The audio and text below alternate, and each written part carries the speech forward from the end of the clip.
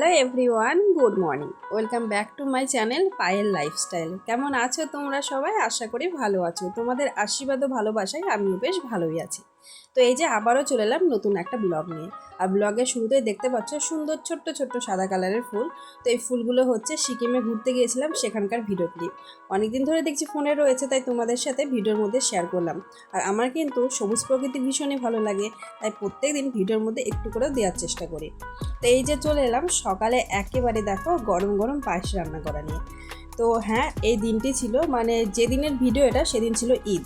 আর তোমরা জানো যে আমরা যেহেতু ভাড়া বাড়িতে থাকি, তো এখানে আমরা 5টা ফ্যামিলিতে রয়েছি।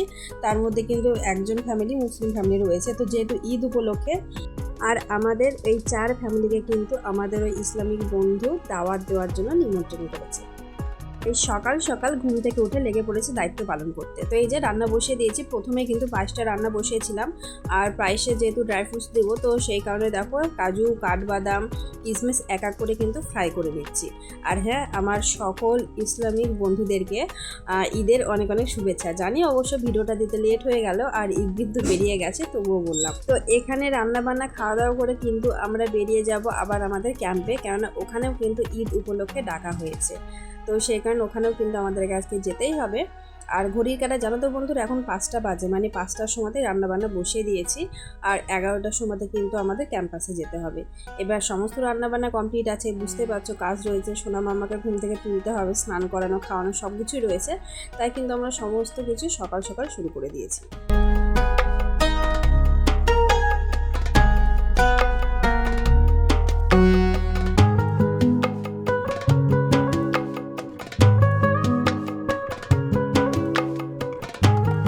আর দেখতেই পেলে বন্ধুরা, পায়েসের জন্য এক এক করে ড্রাই ফ্রুটসগুলোকে কিন্তু ফ্রাই করে নিয়েছি, ঘিয়ে ফ্রাই করেছি অবশ্য। আর এই যে দেখো কাঠবাদামগুলোকে এইভাবে কিন্তু থেতো করে নিয়েছি। তো পায়েসটাও কিন্তু রান্না হয়েছে, সমস্ত ড্রাই ফ্রুটসগুলোকে অ্যাড করব। আর ওদিকে দেখতে পাচ্ছ অপর্ণা কিন্তু মানে রান্নাটা করছে, আমি এদিকে রেডি করে দিচ্ছি বাকিগুলো। আর শম্পা কিন্তু ওদিকে আটা রেডি করছে, আটা বলছি সরি ময়দা, লুচি হবে। আর আরেকজনকে দেখতে পেলে ওর হচ্ছে কিন্তু সারিদা, আর ওদেরই কিন্তু আজকে ঈদ। আর সেই উপলক্ষে কিন্তু আমাদের দাওয়াতের ব্যবস্থা ওই করেছে। তো সমস্ত রান্নাবান্না যে আমরাই করছি, এর আগেও বলেছি। আর যে দেখতে পাচ্ছ আমি নেড়ে দিচ্ছি আর অপর্ণা কিন্তু চিনিটা ঢেলে দিচ্ছে। মানে আমরা সকলে মিলে কিন্তু হাতে হাতে সমস্ত রান্নাবান্না করেছি।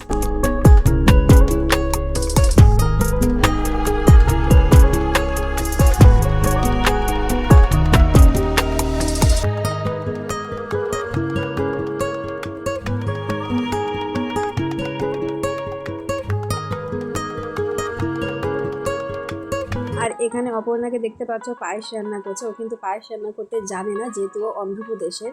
মানে আমরা বলে বলে দিচ্ছি। আর মানে সবটাই কিন্তু প্রথমে রেডি করে দিয়েছিল শম্পা, তারপরে বাকিটা ও রেডি করছে। আর ওদিকে ড্রাই ফ্রুটসগুলো তো আমি রেডি করে দিয়েছি। মানে এইভাবেই রান্নাগুলো হচ্ছে। আর এদিকে দেখো এখানে কিন্তু চিকেন রান্না করা হবে, আর পেঁয়াজগুলোকে দেখো তেলে ফ্রাই করে নেওয়া হচ্ছে। তো বন্ধুরা, ভিডিওটির এই পর্যায়ে এসে তোমরা এখন যারা ভিডিওটি দেখছো, যদি ভিডিওর কোনো অংশ ভালো লেগে থাকে তাহলে চ্যানেলটিকে সাবস্ক্রাইব করে পাশে থেকে যেও, আর মিষ্টি করে একটা কমেন্ট করে যেও।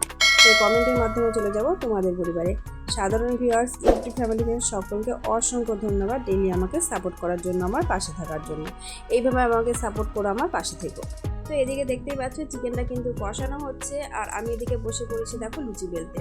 আর আমার পিছনে দেখতে পাচ্ছ অনেকগুলোই বাচ্চা কাচ্চা রয়েছে, তবে আমার সোনারা কিন্তু এই সময় ঘুমিয়ে থাকে। তোমরা অনেকেই জানো 10টার আগে ঘুম থেকে ওঠে না।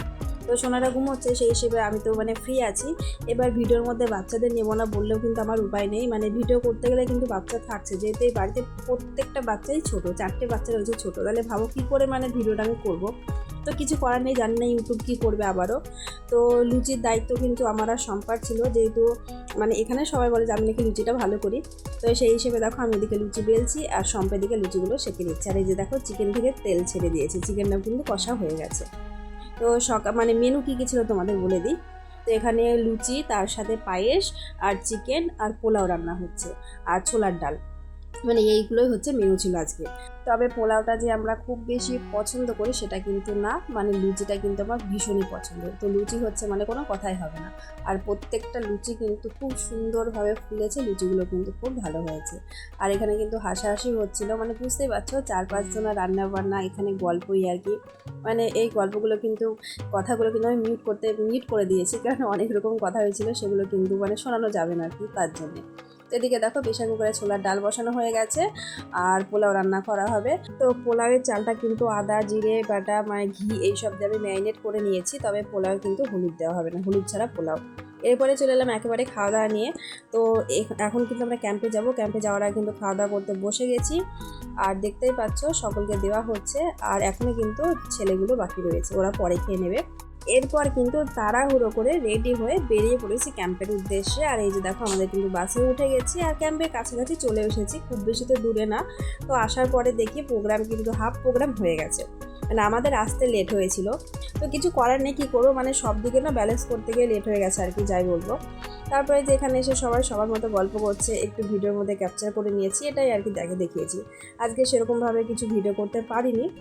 আর এরপরে দেখো আমাদের টিফিন দিয়েছিল, এখানে টিফিন ছিল জিলেপি, আর এটাকে কি পকোড়া বলে জানি না, তবে পকোড়া যা খেতে বেশ ভালো লাগে, ঝাল ঝাল পকোড়া। আর চাটনি ছিল তার সাথে, আর চা দিয়েছিল। তবে যাই হোক, টিফিনটা বড় ব্যাপার না, মানে মিটিংয়ে গেলে কি হয় জানো তো, সবার সাথে দেখা হয়, খুব ভালো লাগে। জলপাইগুড়িতে ক্যাম্পের ভিতরে থাকতাম আমরা, সবার সাথে সবসময়তে দেখা হতো, কথা হতো, সেটা তো হয় না।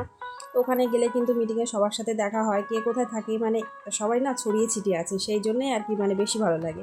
তারপর দেখো ওখানে গিয়ে কয়েকটা ফটো তুলেছিলাম, সেটা তোমাদের সাথে শেয়ার করলাম, কেমন লাগছে অবশ্যই জানাবে।